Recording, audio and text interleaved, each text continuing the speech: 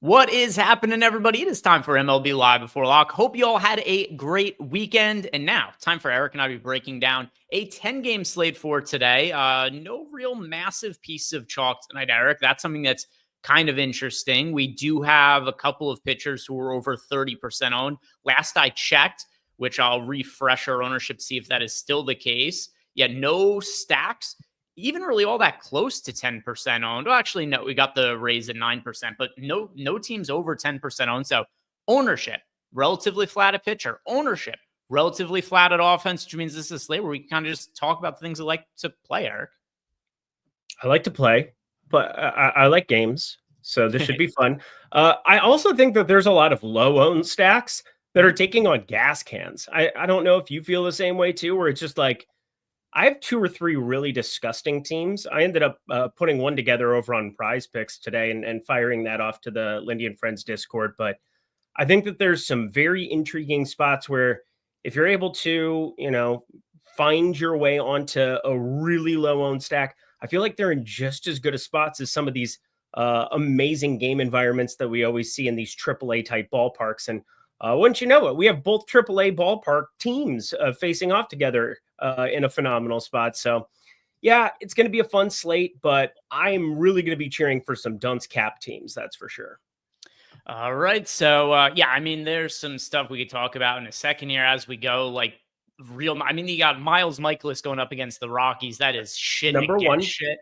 So, we'll see what it is that interests the two of us. White Sox against Paddock is the one that stood out to me most. But yeah, those two right off the bat, just even saying it out loud, it's just absurd. But you look at their projections, the pitcher projections against them, and Jose Soriano taking on the Dodgers. Dodgers are expensive, is what it is. But Bailey Falter, Chris Paddock, these are. Thank God Taijuan Walker isn't on this slate, because otherwise I'd be stacking up against him too. It's it's against the law not to, but man, there are some gas cans with bad teams facing them. So hopefully something breaks my way there. Let's talk about Garrett Crochet kind of as his own entity, because he's $11,500. He's 30% owned. He's on the road pitching in Houston. The difference in price between him and Nathan Eovaldi, the second most expensive pitcher, it is $1,300. If you go ahead and look on the FanDuel side of things, the gap not nearly as wide. Crochet is $11,000. Eovaldi is $10,500. It's a $500 gap. What do you want to do with Crochet over on DraftKings? For cash games, I think it's pretty simple. Just based on what the ownership is, I think you're playing Yamamoto and Crochet as your cash game combination. For GPPs, what do you want to do with Crochet at $11,500? So you're paying a good amount for him. The matchup, not necessarily ideal on the road in Houston, 30% owned. What do you make of him relative to his ownership? I'm going to play more of him than the field by a considerable margin. And part of that is the stacks I just kind of mentioned. Mm-hmm. It's kind of my plan of attack for this slate. So I'm north of 50%. What you've got on the screen there is not going to be what I'm going to be rolling out here today. I have 58% of Garrett Crochet right now. If you're going to play White Sox with me, if you're going to play Rockies, if you're going to try to take advantage of some of these other awful pitchers out there, Washington as well, another stack that I like that isn't all that cost prohibitive, you're going to have money for Garrett Crochet. And so that's kind of my stance on this slate. Kind of popular pitcher. We just came off of a Friday where Tarek Skubal was the worst version of Tarek Skubal we've seen all season. And you didn't exactly, not only did he not help you win anything, he actively lost you money on Friday. That was not fun. I ended up bubbling in the 121, everything. It was really, really brutal. And today I'm just kind of hoping that with single entry, Garrett Crochet is just a must-have piece locked into lineups, and I can move along with my life, because I got to think he's going to be higher owned in that kind of a format. But even still, I don't think maybe high enough owned. So one thing that was nice about that start on Friday, even if it did suck for DFS purposes, is Crochet Cy Young bets. I posted that in your Discord channel a little while ago. Those are kind of back on the table. It's nearly a pick-em between Crochet and Skubal. Skubal, slight favorite to win the Cy Young, and I do think he's going to, in all likelihood, end up winning it. But Crochet back in the mix because of that rare blow-up start for Tyreek Skubal. And now you've got here Crochet, 2.24 ERA, 2.95 expected ERA, 2.48 FIP. the strikeout rate over 30% again this year, which, I mean, we knew the strikeout rate was going to be pretty high. I was kind of curious to see how much it could potentially dip, just because if you remember last year for the White Sox, because of the situation where he didn't know what was going to go on with the contract, he didn't really want to put himself at risk. The White Sox were willing to adhere to that. So it was maybe a little bit easier for a strikeout rate to be super high when the second half of the season he was pitching like 2-3 innings per start. But yeah, you look at Crochet, even stretched out this year, strikeout rate of 31%. I don't think he's a must play or anything like that. And you see the Sims are about even with the field on him. The way I view it is if you have the salary to spend up for Crochet, go for it. But I'm not going out of my way to force him into lineups or anything like that. 100% agreed. Don't have to force him into lineups and, saying, Eric, you're insane to forego the Dodgers to pay up for Crochet. Like, no, I mean, I absolutely prefer the more known quantity of Crochet to just one team amongst everybody there, even if it is the caliber of the Dodgers taking on Jose Soriano. They're not playing in Coors. They're playing Angel Stadium. It'll be fun for Ohtani to be back there. Like, I'm still going to be able to play Ohtani as a one-off. Like, I have no problem, even with Garrett Crochet, with the stacks that I'm primarily focused on for single entry, the White Sox specifically. I think it's very easy for me to click on Shohei Ohtani and not have to worry about it. So I definitely think there are lots of ways to go about this slate, which makes it fun. But for large field, yeah, if you want to play less Crochet than me, sounds great. But I'm playing those dunce cap stacks and I have money for them. Yeah, so I just put a question up on the screen where somebody asked about what kind of stack types to be playing. And we've done this on the show before. We've gone and looked at this, but it's been a minute. So I'm actually going to pull up the post-contest sims here because it's been a second since we went over and did this research. So here's what I'm going to do. I'm just going to pull up the Sunday slate from yesterday, and we'll look at the main, we'll look at the big contest, the 200K bat flip, run the contest sim here. So let's go to the stack type ROIs, and here's something you'll see here that is pretty common. All right, so Agent Cody Danks, do you guys find you more success with 5-man, 4-man, or 3-man stacks, or is it too spread out for there to be an answer? There is an answer, and the best way to get that is you go ahead and look at some of our post-contest sims. You see this very frequently. The lineups that have the highest sim ROI are just about always 5-man stacks. Every once in a while, there's edge cases. Small slates also could end up being a little bit different. But for most main slates, look here. We had 3 5-man stacks for the Sunday slate that had sim ROIs north of 10%, the highest being the Reds yesterday. They had a sim ROI of 31%. Now, if you go to 4-man stacks, there are only 2 4-man stacks on the entire slate yesterday that had positive sim ROIs. Leading the way was the Cincinnati Reds, 16.5% as a 4-man stack, but it was a 31.2% sim ROI for Red stacks as a 5-man stack. And then when you look at 3-man stacks, a couple of them here, we got 3 that are barely positive as far as sim ROI goes. So here's basically the gist of what we're looking at here.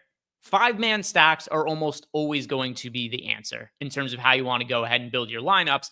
Now, what you do with the rest of the lineup, whether you do a 2-man stack and a one-off, or you go to a full 3-man stack, that could definitely be a little bit different slate to slate. But you absolutely, in large field tournaments, want to be playing 5-man stacks. That is going to be what's going to be expected to get you the best return there. So that is something you should definitely be doing with your lineups. All right, cool. I thought I might have accidentally closed out the screen, but I didn't. We still got this up here. All right, so we talked over Crochet. If you guys have any other questions about the post-contest sims or anything like that in terms of, ways to go ahead and build your lineups, we have a lot of that data available on the site in the post-contest sims. Eric, let's talk about the next grouping of pitchers. We've got a pitcher who you have not liked much recently in Yamamoto. Great matchup against the Angels. He's the chalk on the slate, 38% owned. Nathan Eovaldi is 22% owned. Then you got a contrarian option in Logan Webb at 11% ownership. Who is your preference between these 3 pitchers? Yeah, it's definitely going to be Yamamoto. I've always been a Yamamoto guy. It's just that he had a couple of concerning things that I had brought up multiple times where there was some velocity issues early on. It just kind of was fluctuating and it's kind of a different pitch mix. Like if you go and look at what he's doing, like how he's going about his life here, now he's up to a 53% ground ball percentage, 2.70 expected ERA.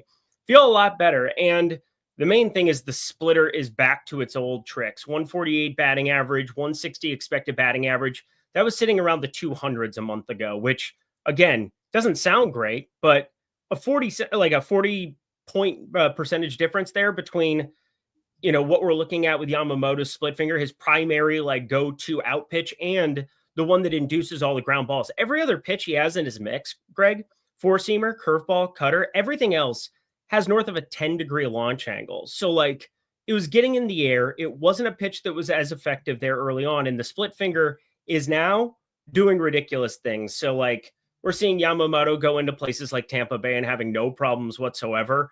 Yeah, he'll occasionally give up a long ball or two with the fastball, leaving one out or something of that nature. But the split finger alone, you get ahead in counts. Good luck, Angels. You are the most strikeout prone team in baseball against righties. Sims are jamming him. He's showing up in nearly 80% of lineups, looking like by far the best pitching option on the slate. So as far as these three guys go, Eovaldi coming in right about even with the field. Logan Webb isn't really showing up in lineups. And then of the two chalk pitchers, Yamamoto and Crochet, Yamamoto showing up in way more lineups. I don't really have too much to add other than outside of what you had said there, which is Yamamoto overall has had a very solid season. 2.51 ERA, 2.7 expected ERA, 2.9 FIP. He has stayed healthy for this entire season. His strikeout rate is nearly 30%. And now he gets to face the team that's striking out more against right-hand pitchers than any other team in baseball. So Yamamoto, play him in cash games alongside Garrett Crochet. Play a good amount of him in GPPs. I don't have any kind of disagreements with our data here. Anything you want to add about Eovaldi or Logan Webb as potential pivot options? I mean, Eovaldi, there's a place for him. And obviously you can see on the screen, it's not like you're playing zero of him, but does he look nearly as good as Crochet with a 7.5K prop? Yeah, it's juiced towards the under, but it's 7.5. Yamamoto sitting in the 6.5 range. Eovaldi, I think we've always expected some kind of a strikeout regression towards some of his earlier numbers this year. And that's kind of coming to fruition. It's still serviceable, 26.4%. No problem. He doesn't walk anybody. He's been eating up innings. But Arizona is not the easiest matchup, even without Eugenio Suarez there, even without like, a go-to piece, I suppose, on the left side outside of Corbin Carroll.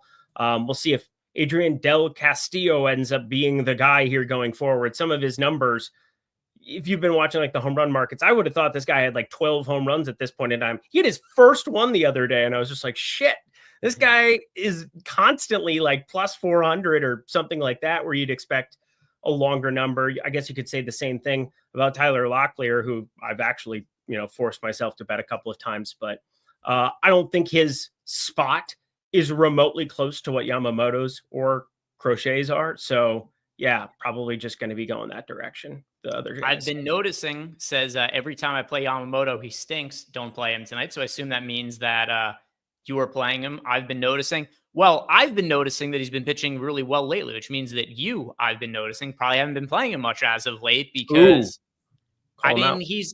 he's been in the winning lineup in like 5 of his last 6 starts or something like that. All of the recent starts, with the exception being that one start against the Brewers where he didn't even make it out of the first inning. I mean, the last time out, 5 2/3 scoreless innings against the Rays with 6 strikeouts. The start before that against the Reds, 7 innings with 9 strikeouts, 1 run. Then you had the start against the Twins before that, where he went 5 innings with 8 strikeouts. You have the start against the Giants, 7 shutout innings with 7 strikeouts. That bad start against Milwaukee. But then before that, against the White Sox, 7 innings, 8 strikeouts, 1 run allowed. Scoreless start against the Rockies with 6 strikeouts. That one was in Coors Field. So I don't like how many times could you have played him where he stunk recently? He had the one bad start. Other than that, he's been kind of flawless for like 2 months now. So I don't know. Obviously pitchers get lit up at any point in time. I'm not overly concerned about Yamamoto for today. Let's talk about the next price range of pitchers here, Eric. If we go into the 8K range now, we've only got 3 pitchers. Cade Cavalli, who out of nowhere had a lights out start his last time out. You got Christian Javier, who has not pitched a ton this season, at $8,300 at home against the Red Sox. Ryan Pepio is only 8K. We know he's got great stuff. He's shown upside this year, but he is going to be pitching in Sacramento in that tiny ballpark, really favorable hitting conditions. All 3 of these pitchers are pretty contrarian. Do you like clicking on any of them to be different today? Not really. A little bit of Will Warren against my Twins, but no, I really don't. I mean, I'm so heavily concentrated towards Crochet Yamamoto and cheap stack that I can't really emphasize it enough. That's just kind of like how I'm going about this slate. It's really how the Sims are going about this slate. I guess there's one difference where they're really getting to a team that I'm not here at the moment. But overall, I don't really find it necessary. I mean, Zebby Matthews has a what? It's like a 14 and a half outs prop to go with like a 5.5 strikeout. I mean, some weird stuff going on. There's not a lot of depth we're expecting from him. Jose Quintana, I bet the under of his strikeouts. I really think he's overprojected even against Pittsburgh. They don't have O'Neill Cruz in that lineup, but it makes that lineup very cheap to get to. And another one that I really like for tournaments today, the Pittsburgh Pirates. Yeah, if it's a bad baseball team, I'm rostering them today. And that's just leading me to Crochet Yamamoto over and over again. One thing that's pretty interesting here is if you see the exposures I got from the Sims without making any adjustments to exposure or anything like that, there's a huge gap here. Logan Webb at $9,700 shows up in 6% of lineups. And then the next most expensive pitcher that shows up in lineups, it's Will Warren and Jose Quintana at $7,500. So looking at a $2,200 price gap, everything in between just doesn't really show up. And I see it the same way. I know that Cavalli pitched really well his last time out, but there's also a reason why he's 26 years old and he's made 2 big league starts. He's not somebody that's very well regarded as a pitcher. And then he's also going to be on the road in Kansas City, which, while not the toughest matchup in the world, a guy like Cade Cavalli at $8,500, like you think he's pitching against like the Rockies at home to warrant that kind of price point or anything like that. So yeah, I also don't really love any of these pitchers. Ryan Nelson has pitched better this year than in previous years, but I'm not super interested in him at $7,700. And then you get to like the Will Warrens and down below, who are a little bit more of interest. So in the 7K range, Eric, you guys will see here Will Warren showing up in 21% of lineups in the Sims, then minuscule amount of Jose Soriano, Zebby Matthews, Jose Quintana. What do you like of the pitchers who are in the 7K range? Yeah, I didn't mean to just jump down there. I just kind of assumed we were kind of spraying the entire range there. But talked about the Zebby Matthews thing. Does he have strikeout upside? Yeah, but he has no like depth that he's going to get into this game. I just get worried about what is going to happen there come 4th, 5th inning, second time around with some of these guys. And his repertoire, it's interesting. He's an interesting pitcher, but he eats a lot more pitches than he needs to. They're really low outs prop. Otherwise, I would like him more against these Yankees that I've tried to talk myself into Minnesota money line multiple times today, and I haven't done it because I'm a homer. Well, I'm a reverse homer. Even though I'm wearing a Minnesota Twins shirt, all I do is hate on them. Jose Soriano against the Dodgers, can't really do it today. Can't really do it with Will Warren to the extent that the field's getting there right now. 15, 16%. I'm going to be a little bit under on that. Yeah, it's just not an appealing range. There's so many bad pitchers that exist here on this slate. And again, we have this top tier of like 4 guys that, I'll even throw Webb in there a little bit to some extent. I'm getting to a little bit more of the field than him, 12% getting around 15%. But yeah, I really do not like the 7K range. And I know you want to try to make those concessions to fit in some top bats, but not really going to do it today.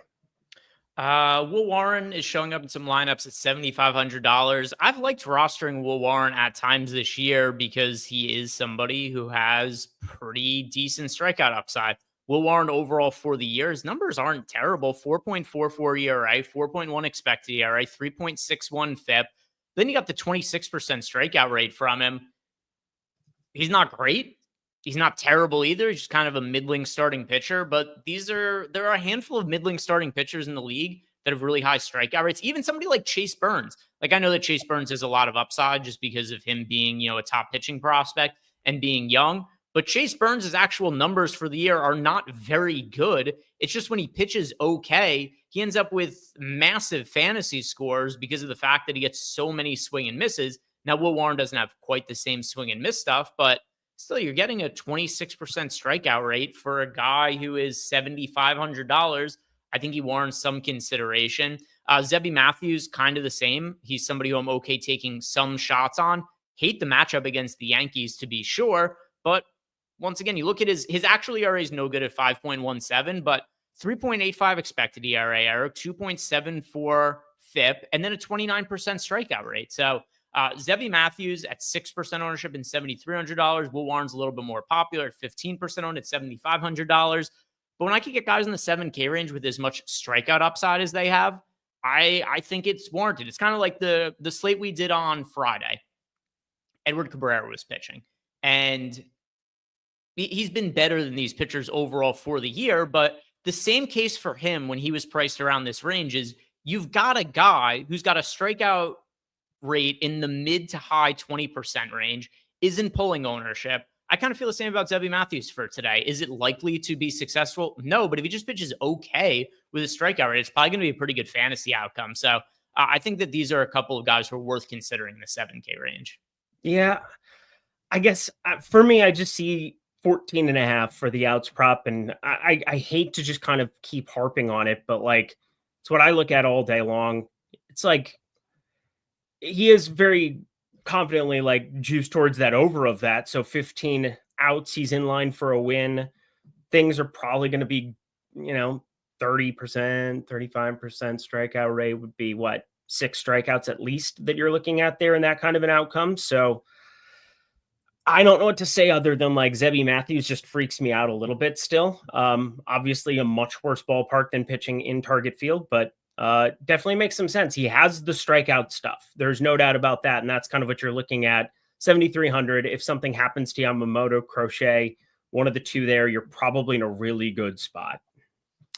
Yeah. So now we can look at the really cheap pitchers. Everything below 7K, Eric, there's not a single pitcher sub 7K getting double digit. I mean, there's not a single pitcher outside of Will Warren under $9,700 that is double digit ownership. I did see that we've got Einstein in Discord. He was asking us about Chase Dollander, which, by the way, guys, if you guys want to ask us questions in Discord, simply sign up. Any of the links that we have down below, and you will get yourself some access to any of the packages that we have here at Stokastic for MLB DFS. Also, football season coming up, so football packages, those are going to be going live soon. But yeah, if you guys want to sign up for any of our baseball packages, link down below in the YouTube description box. That is also going to include access to our Discord channel. So Einstein wants to know about Chase Dollander, and Eric, whether it's Dollander or any of the other cheap pitchers, do any of them stand out to you? Stand out, no, but Yu Darvish is the guy that right now 6,600 is pulling like no ownership that I'm going to roll out a little bit. I think Chris Paddock makes some sense to some extent as well, and Jeffrey Springs does as well. But yeah, Dollander, no, like no. This Rockies team, no. I mean, you got to feel for their pitchers because they have to make half their starts in Coors Field. But, Dollander is good stuff. He could touch 100 miles per hour, but the results just haven't been there for him. They sent him down to the minor leagues as well. This is going to be his first time pitching since the beginning of July. So we're looking at about a month since he made his last big league start. And the numbers overall for the season have been poor for him. Now, the one thing that you could say is maybe a slight positive. They have been better on the road. Still not great, though. He's also very cheap. He's, 5K. But if you look at Dollander's numbers for the year on the road, he has 4.94 FIP, 4.66 XFIP. Strikeout rate is just over 20%. So it's better than what he's doing at home, but it's because in Coors Field, he has a 13% strikeout rate, a 7.09 FIP, and a 5.21 XFIP. So I think that he is somebody who is good enough stuff that he could be good eventually, but the most likely scenario is the Rockies are going to ruin him because that kind of seems to be what they do with any young players that they have come through their system. So, yeah, no on him for me. This is uncomfortable, but if I have to roster a guy for cheap, Eric, it's going to be Miles Mikolas for me, just because he's $6,300. He's a right-hand pitcher, and he's pitching against the Rockies. I think Mikolas is terrible, but I think he's better than what the Rockies offense is, and he's only $6,300. People aren't playing him. The numbers on the year for him are a total disaster. Considering how cheap he is, and then also the price points of the Rockies offense, I kind of feel like one side of this game has to kind of be decent, does it not? Yeah, I'm really hoping that it's the Colorado side.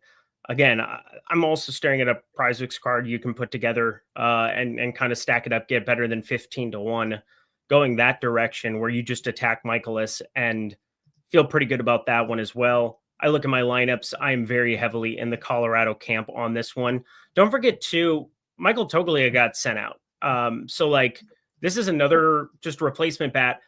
Warming Bernabel. I didn't believe he was real to begin with, but Warming Bernabel really does not strike out so far. Sub 16% K rate. AAA a little bit like higher in let's see, where did it go? I just missed it. But it was a little bit higher there last time I had checked. So I don't know why that went away for me there. But warming Bernabel as opposed to a Michael Toglia, it's been basically 15-20% difference between their strikeout rates playing first base.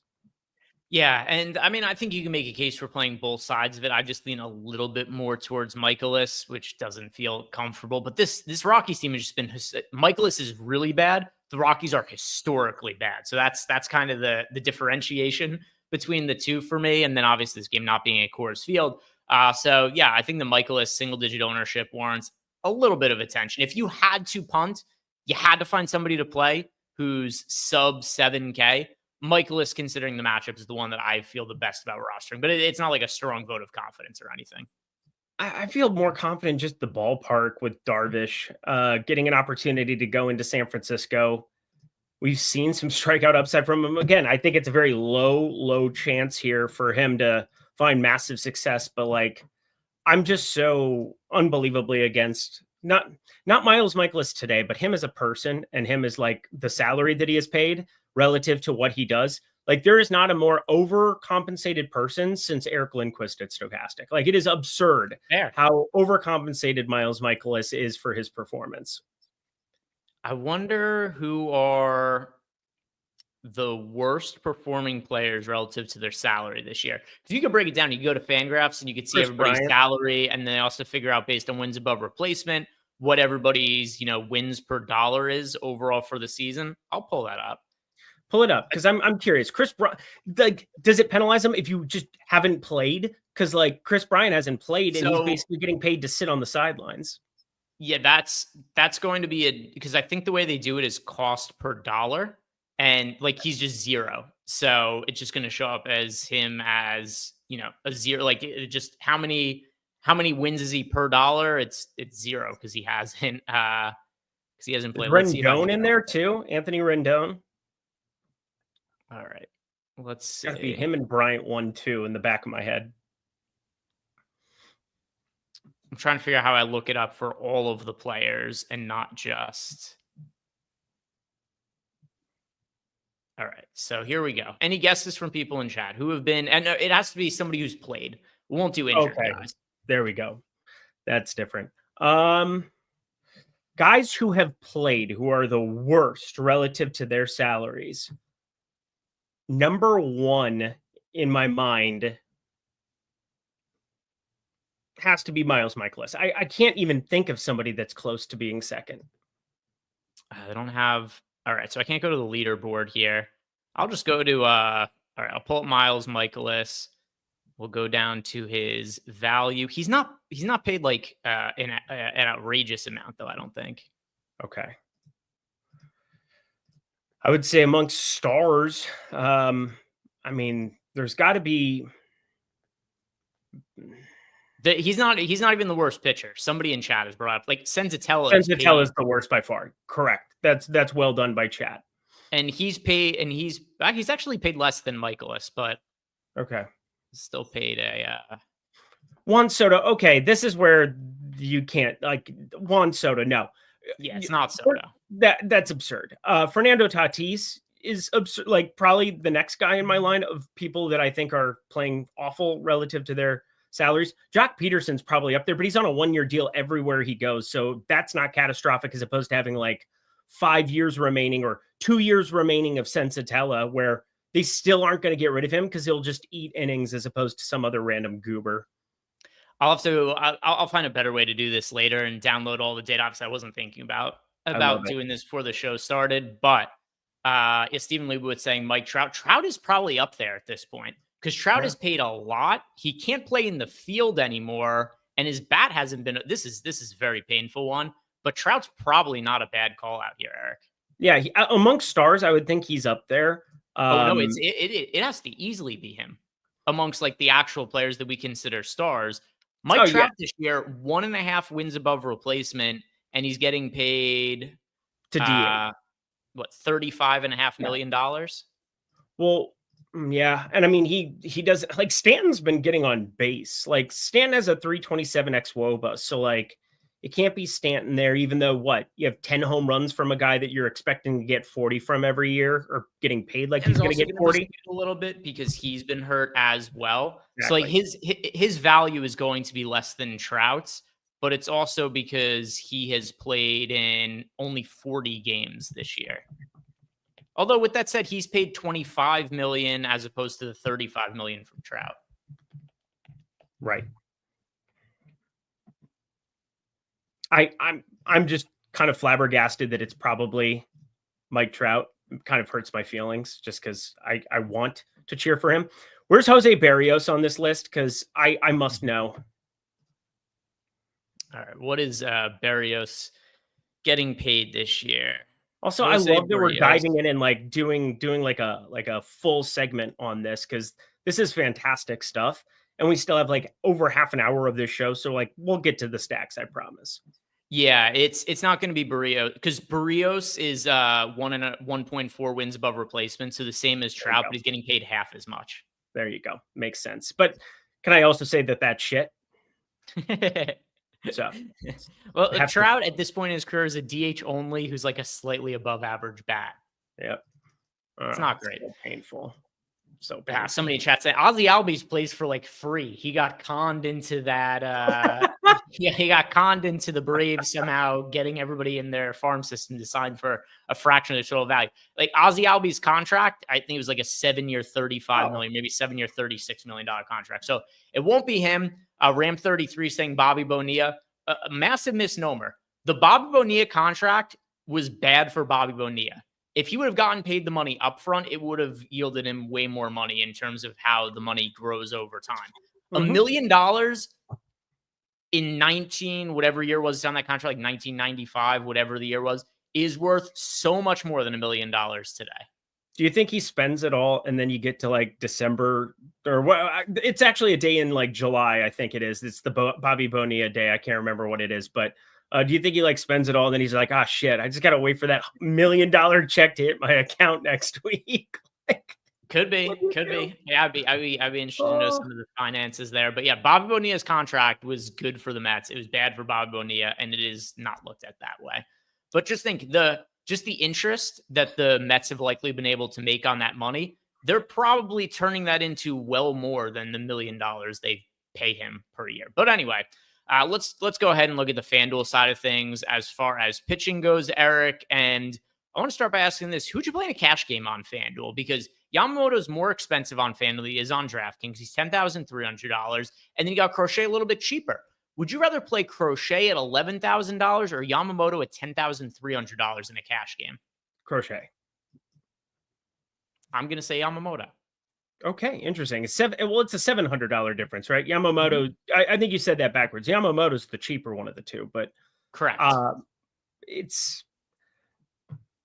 is so unbelievably close that I'd probably play Crochet, but that's purely because you're talking about like, if you're doing this every single day for years and years and years, and you're playing a cash game here on August 11th, like you probably just want to, like the floor for Crochet in Houston in that ballpark with a 3.5 implied run total in Vegas, as opposed to like nearly 4 for Yamamoto, slightly towards Crochet. But I see what you're saying there. If you need the 700 to get like a bat that you absolutely must have in cash, go ahead and go to Yamamoto. It's so close.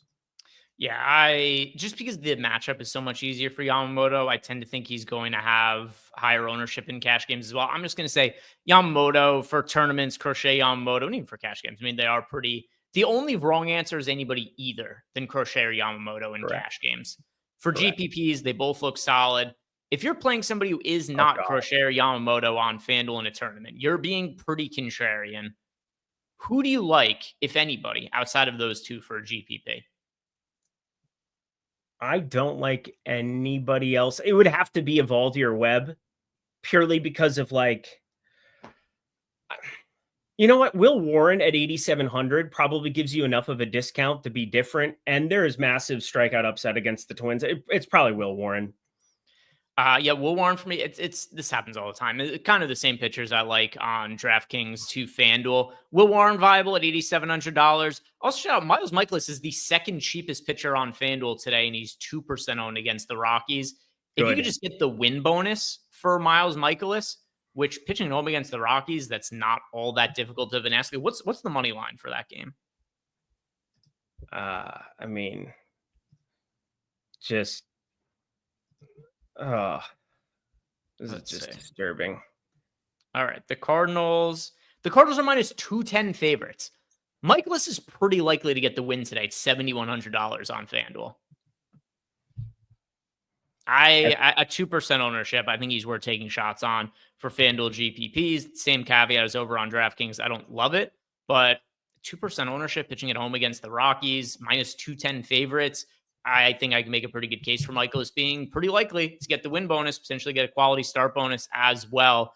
Yeah, Will Warren, Miles Michaelis, two guys in different price ranges. Will Warren being $8,700, Michaelis being $7,100. Any final thoughts on pitchers today, Eric? Yeah, there's some really good ones. There's some really shit ones. And there's not really a middle ground, which, it's not that interesting, but at least the pricing is kind of accounting for it to some extent. I'm just happy that they ramped the ownership up for Crochet because I think, the salary up for Crochet because I think it's going to keep his ownership in check. And I'm going to be playing lots of him. So hopefully we get one of those Super Saiyan games from him here. That is all. So if we go ahead and look at stacks now, you guys could see I've filtered by 5-man stacks in the Sims. I went to the stack exposures. There are two teams showing up a ton. That is the St. Louis Cardinals, the Milwaukee Brewers, and then to a lesser extent, you got the Royals there showing up in 12.7% of lineups. So those are the only three teams showing up in more than 7% of lineups overall in the Sims here. Eric, Cardinals, Brewers, that's who our data is really liking in the Sims. But if you're playing just one lineup today, what is the stack you would be going with? The Chicago White Sox against Chris Paddock. They're further down the board there. 1, 2, 3, 4, 5, 6. But to even be up this high next to Tampa and the Athletics, Milwaukee, St. Louis, I feel pretty confident that Chris Paddock was just an awful acquisition for Detroit. I felt it at the time. I thought, maybe that there's something that they really think that they can mine out of him. Maybe there's something that I'm missing. No, not really missing anything. I watched Chris Paddock pitch the entire year. I was never impressed by a single thing that he did. And they're not really going to be able to maximize anything out of a guy with a 345 xWOBA and a 16-degree launch angle. You got a pretty decent hitting weather here in Chicago as well, 78. Pretty darn humid. I think it's 80+% humidity, low barometric pressure. So I know that Detroit has the 5 implied run total on the other side, but with salaries being a thing, I mean, there's two bats, 4.2K Robert, 4.1K Montgomery. Everybody else is so damn cheap. So if you're going the Crochet route, the Chicago White Sox, I prefer them slightly to the Colorado Rockies. Playing them in single entry. And Colorado is actually my third highest owned stack. It goes White Sox, Milwaukee, Colorado in large field. What a time to be alive. I'm going to agree with our data here and say the St. Louis Cardinals. We talked a little bit about Chase Dollander at pitcher before because we got the question from Einsteinium against him. I mean, he's been terrible this year. You look at his numbers overall for the season, it's a disaster. And there are no chalk offenses today. Nobody's more than 10% owned, so I'm not super concerned that the Cardinals are going to be chalky or anything like that. On Friday, Eric, pretty sure it's Friday. We've had this conversation at other points in times this year, but I'm pretty sure we had it on Friday as well. If you blindly rostered pitchers against the Rockies, you blindly stacked against the Rockies, you would probably be a net positive this year without making any other decision points. Just doing that. Dollander is a 6.68 ERA, a 5.6 expected ERA, a 5.96 FIP. His home run for that ball rate is 18.3%. They sent him down to the minor leagues to get right. Have you seen what his minor league numbers were? Yeah, I just pulled them up as you were talking. They're not good. He made 4 minor league starts. So I get it. He's struggling at the big leagues. They send him down to the minors to say, hey, try to work it out. Why the hell did this get him called back up? He had a 7.04 ERA and a 4.76 ERA in AAA. And they're like, all right, time to come back up to the big leagues. Also, earlier in his career when he was pitching in the minor leagues, he was generating strikeouts and getting swing and misses. The Rockies may have just ruined their top pitching prospect. He wasn't even getting strikeouts in a significant way in the minor leagues this time around, 23%. So there weren't strikeouts. He's getting hit hard. He's giving up a ton of runs. You look at projections for him for the rest of the season as well, and projection sites have him as high as an ERA north of 6 for the rest of the year. And like the consensus, like mid to high 5 range. Dollander just does not appear to be big league ready. And I don't trust the Rockies to ever do anything to develop in him in a significant way either. I like playing the Cardinals against him a good amount. Yeah, I can't really say anything about it too. And like, he has a 285 BABIP so far at the major league level. I think there's room for that to go up. Like we're talking about a guy that is really fallen on hard times in his first year. I mean, this is about as bad as it gets. It hasn't been pretty from the get-go.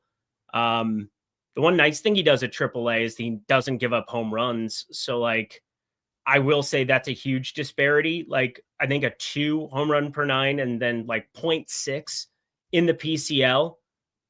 I'm going to say that, you know, despite the fact that a 5.26 xFIP, and obviously we're talking about stacks, not just like individual one-offs, like, yeah, Chase Dollander probably ends up getting completely punished a majority of the time here. I have St. Louis as my 5th highest owned stack. If you run the Sims unencumbered, you're going to get a ton of them. So I'm not too worried about people getting to them in large field. I do get a little bit worried looking at some of their ownership across the industry that they might end up getting steamed up in single entry. But if that's not the case, yeah, I'd probably want to turn my Colorado into St. Louis too. Yeah, so I think St. Louis looks really good. What do you make of the Milwaukee Brewers, who are the other team that's showing up predominantly in the Sims? One of 2 teams showing up in north of 20% of lineups. Do you like Milwaukee as much as our data does? Yeah, I absolutely obsess over Milwaukee. I bet Christian Yelich this morning. You get Andrew Heaney, who, again, it hasn't been like a recurring thing for him forever, but like you combine 2025, 2024, the guy has crazy lefty problems. This season alone, 270 expected ISO, 288 ISO against lefties.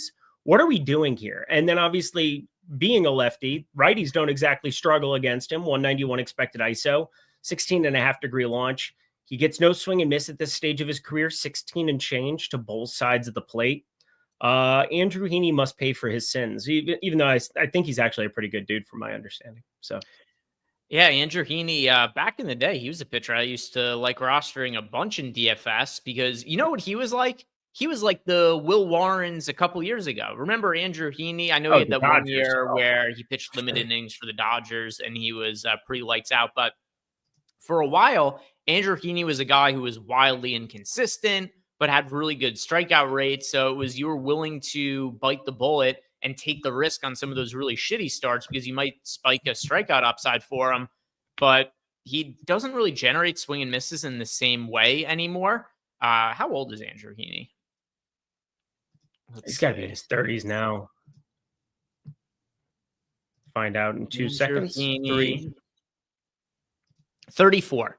Yeah, so 34 years old. He's probably just hit that demarcation line where, and you can see it in his velocity as well. Oh, so yeah, listen to his strikeout rates year over year. So in 2022, this was the year where he pitched limited innings for the Dodgers. He would pitch like 4 or 5 innings at a time. He had a 35% strikeout rate. Then he goes to Texas in 2023. He's solid, but the strikeout rate goes down to 24%.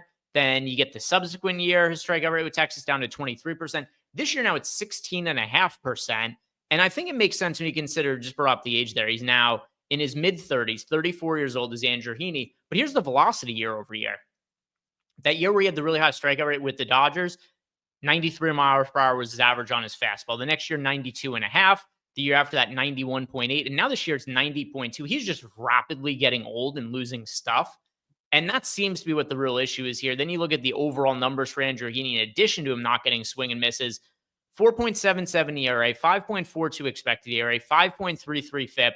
He has the second or third lowest ground ball rate of his career, 35%. So those are the 14.8% home run. Even when he was good with the Dodgers, home runs were an issue for him. He had a 17.9% home run to fly ball rate that year. He has always had poor home run to fly ball rates. It's 14.8% this year, 14.7% for his career. I agree with the data on the site on both these teams, Eric. I think the Cardinals and the Brewers are the 2 best stacks to be getting to on the night.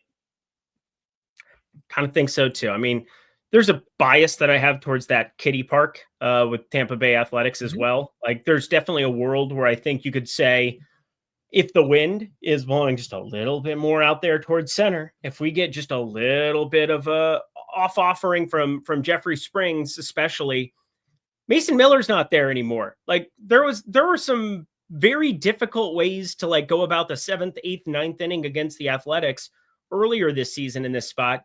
You don't have a dude throwing 104 out of the pen anymore. Like that's kind of useful.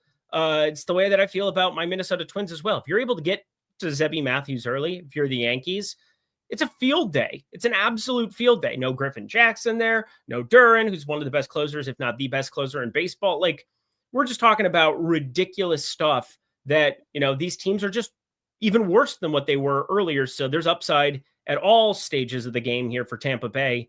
But I think salaries are also a thing. And I like the idea of getting to them, but I'm not really doing it the way that I was anticipating today. Yeah, I also want to let you guys know that if you're going to be playing the late slate today, after the show ends, I am going to be posting a breakdown for the late slate, but instead of it going to my Twitter account, it is going to go over to Tails. So if you guys are looking for a place to find some breakdowns for the late DFS slates, go on over to Tails, and I'm going to have a breakdown post, which, by the way, this is all going to be free. Head on over to Tails. That's free. You go to OddsShopper, and you could click over to Tails and go directly to Tails, and just go to the expert picks feed. You make an account for free. You could follow me. You could follow Lawful. You could follow Eric. Eric posts some free stuff there. So while we do have stuff behind the paywall, there's also a lot of stuff in front of the paywall. I only post free stuff over to Tails. So yeah, if you guys do want to be getting a free breakdown of tonight's MLB DFS slate, I'm going to start posting them regularly over on Tails. So hopefully that is something that will pique your guys' interest and bring you over to there. If you have any questions for me, DM me on Twitter and I can send the link over to you. Or if there's other content that you would like to see me put up at Tails, let me know, because I'm making this content for you. I'm not doing it. Yeah, I'm not doing it just because I'm like, you know what? I want to just do this. I'm trying to give you content that you guys want. By the way, Braden, a.k.a. Russell, wants me to ask you, Eric, who are your 4 favorite batters to be rostering from the White Sox today? They're all going to be sitting in that middle portion, probably skipping Tauchman and going 2 through 5. Obviously I've thought a lot about this team because it's just a team that I think is underprojected. I think Mead gives you some interesting savings, but I do get worried, might not be completely, there the entire time, but Sosa through Montgomery, 2 through 5. Yeah, and you guys can see here, I just pulled up the exposures from the Sims. So these were the hitters that showed up most from the White Sox. Sosa, Luis Robert, Andrew Benintendi. Then you got Tauchman, Kyle Teal. So those are the 5 that showed up most frequently, at least in the Sims. One more time, if you guys haven't done it yet, like the video, subscribe to the YouTube channel. Eric and I, we are going to be building lineups in a second here. Although first I want to ask you, Eric, is there anything that you feel differently about stacks on FanDuel relative to DraftKings? To me, it's just if I like a team today over on FanDuel. There's a little bit more ownership going to the Rays. They're 12% owned. That's the only team that's double-digit owned over on FanDuel. So same deal. I think the Cardinals and the Brewers both look really good on FanDuel, just they did on DraftKings. Yeah, they do. Tampa Bay, they're popular both sites, but I am more inclined to play them as a 4-man over on FanDuel. It's just a little bit more accessible with just a 1-pitcher site and having it be Crochet or Yamamoto. I probably wouldn't play single entry over there. I looked at it. I was going to play one lineup. I didn't end up playing it there, so don't want to say that I'm doing something that I'm not. But I look at Tampa Bay as warranted 4-man over there. I'm not going to get to a lot of them over on DK, sadly. Brewers still look good, but yeah, we talked about St. Louis. I think that that's a great spot. I find the White Sox far less necessary over on FanDuel as well. So for what it's worth, if I'm playing FanDuel today, I'm definitely going towards those top teams along with St. Louis and probably getting away from some of the cheapies, the Colorados, the White Sox that I definitely am rostering on TK. So let's start building some lineups. We'll build, what do we got? Yeah, we got time here. So we'll build a lineup for FanDuel, build a lineup for DraftKings, maybe even 2 lineups for each of the sites if time allows for it here. But starting on DraftKings, Eric, what team do you want to be stacking with our first lineup? Let's do the St. Louis one. Let's talk through it a little bit. Sure thing. So St. Louis, if we sort by projections, we've got no surprise, pretty much all of the players in this game of the top projected players are coming from St. Louis, and it's primarily the guys at the top of the order. Ivan Herrera, Lars Nootbaar. We've got Alec Burleson. One thing that does kind of suck, Herrera for a large portion of the season had catcher eligibility. Now he's at outfield, which does make more sense, just kind of is annoying for DFS purposes. But anyway, Herrera is the highest projected hitter on the team. Then you've got Nootbaar, Alec Burleson, Wilson Contreras, Nolan Gorman, Mason Wynn. And then also, these guys are not expensive at all. Herrera's $4,200, Nootbaar's $3,800, Burleson's $4,100, Contreras $40. They're very, very easy to fit in lineups and then play whoever else you want. I'm going to start by putting Herrera in the lineup at $4,200. Who do you want to pick next? Burleson. All right. You want to put him at first base or outfield? Let's put him at first. Okay. So that will preclude us from having Wilson Contreras in the lineup. I am going to go to Nolan Gorman next. All righty. Let's go to Lowell's Nootbaar, outfield. Okay, Nootbaar, and all right, so some options here. We could just plug in Mason Wynn, or we could scroll down. The guys at the bottom of the lineup are not projecting nearly as well, so I will just go ahead and add Mason Wynn in here. So we've got 5 of the top 6 hitters in the lineup for our 5-man stack. We did go with Nolan Gorman as opposed to Wilson Contreras. If you wanted to have the top 5 hitters in the lineup, you could move Burleson to the outfield and then plug Wilson Contreras into first base. But guess what? That's not what we did in this lineup. All right, here we go. Let's finish. I wonder how easy. Do you think we could fit both of the pay-up options in this? Let's see. If we go Crochet, Yamamoto. Yep, easily. Super easily. Super. I said, I don't find what's going on and why people aren't just jamming Crochet and Yamamoto. I mean, it is so unbelievably easy today. Like, there's just not any cost prohibitive unless the Yankees with Judge or Ohtani go completely, absolutely ballistic. I don't find it that hard today to do what you want. Like Milwaukee, I can play Crochet and Yamamoto. St. Louis, I can play them both. Yeah, I mean, DeYoung's going to be crazy popular today for what it's worth too. This guy on every slate batting third now for Washington. They're just never going to hit the 3K mark with this dude. Okay, yeah, we're probably going to end up rostering a lot of him.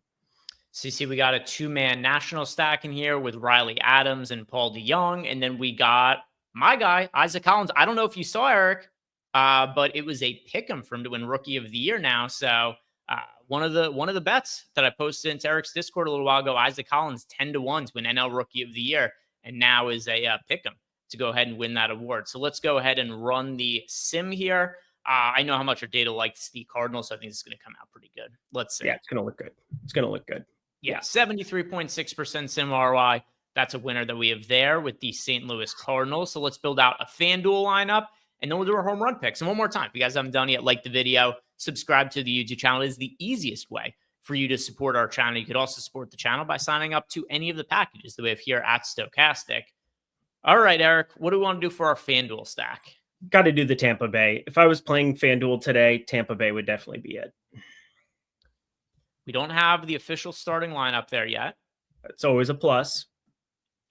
I know they're projected to be really popular, so it's probably not going to matter, but who knows? Maybe a couple people will be swayed away for or for that you get reason. like a Fiducia instead of Nick Fortes, or you get some different hitter or some different outfielder than you're expecting. Maybe Josh Lowe ends up out there instead of, like, I don't know, Christopher Morel or something. Like, we could get a different construction of it for sure. All right, I'm going to lead us off here. How could I not go Junior Caminero first? Yeah, he looks outrageous. I think Christopher Morel ends up in that lineup today for what it's worth.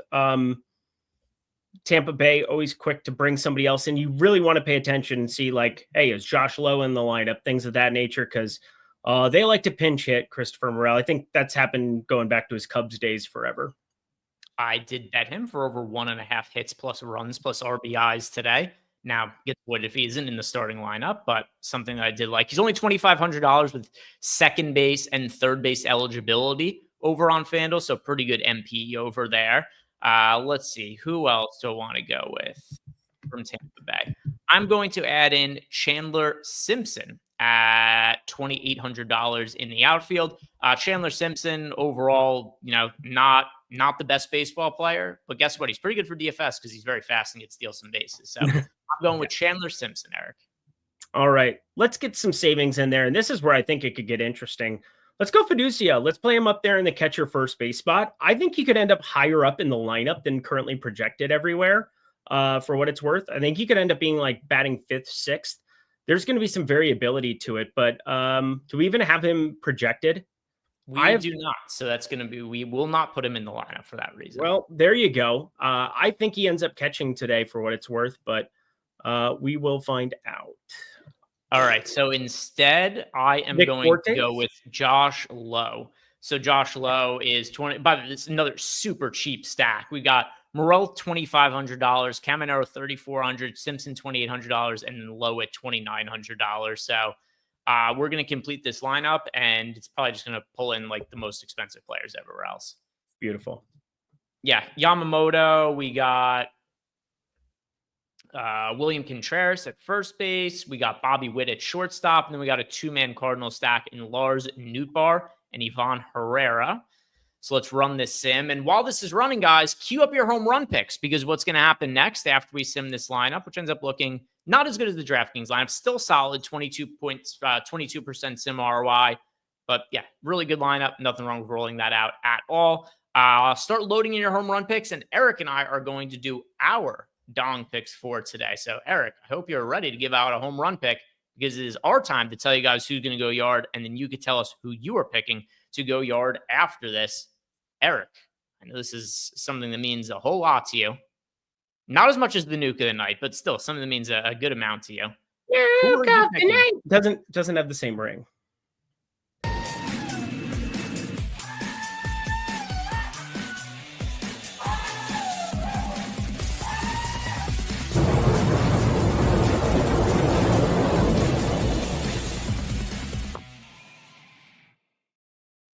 Every once in a while, we can hit the button. We're not that far away. We got 2.5 months until basketball season. We'll have nukes coming in the beautiful.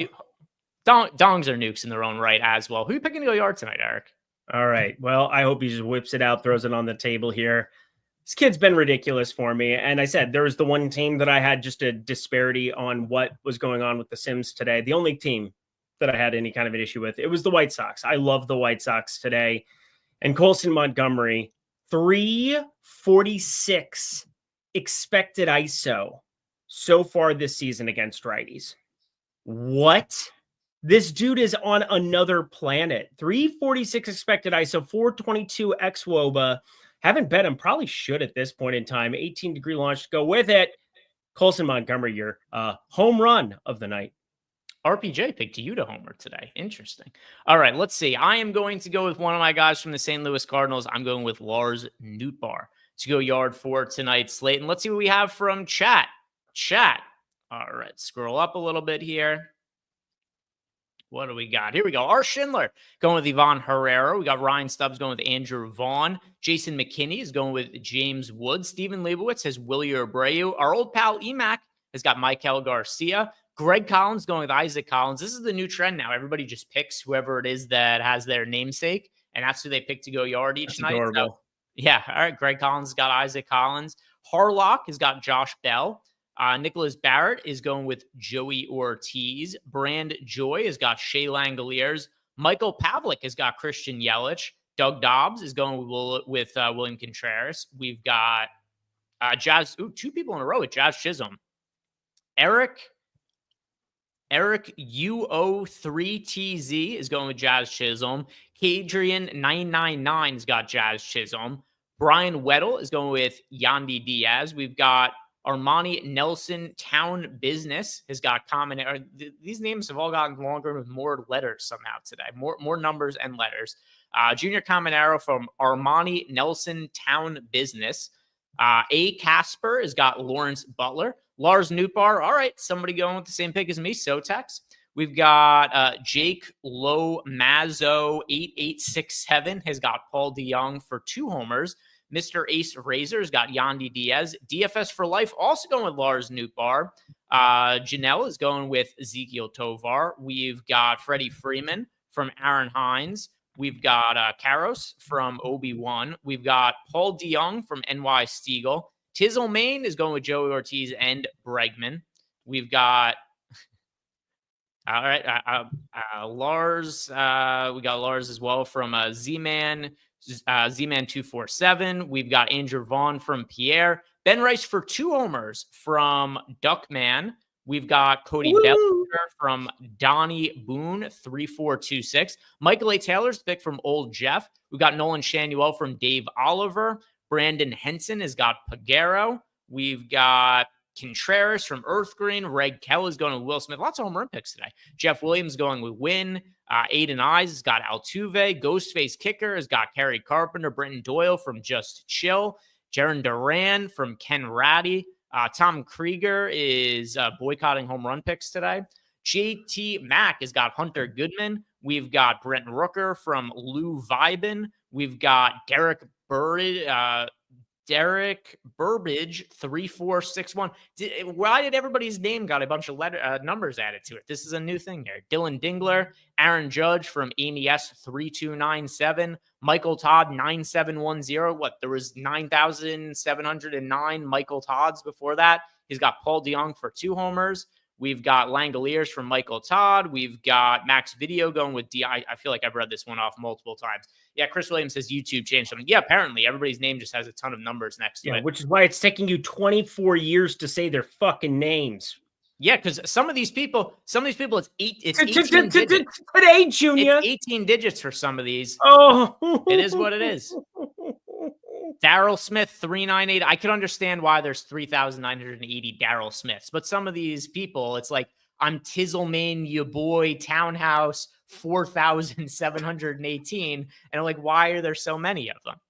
Anyway, guys, thank you all very much for watching. We appreciate it. If you haven't done it yet, like the video, subscribe to the YouTube channel. Good luck with all your lineups. Eric and I, we will be back tomorrow. Peace.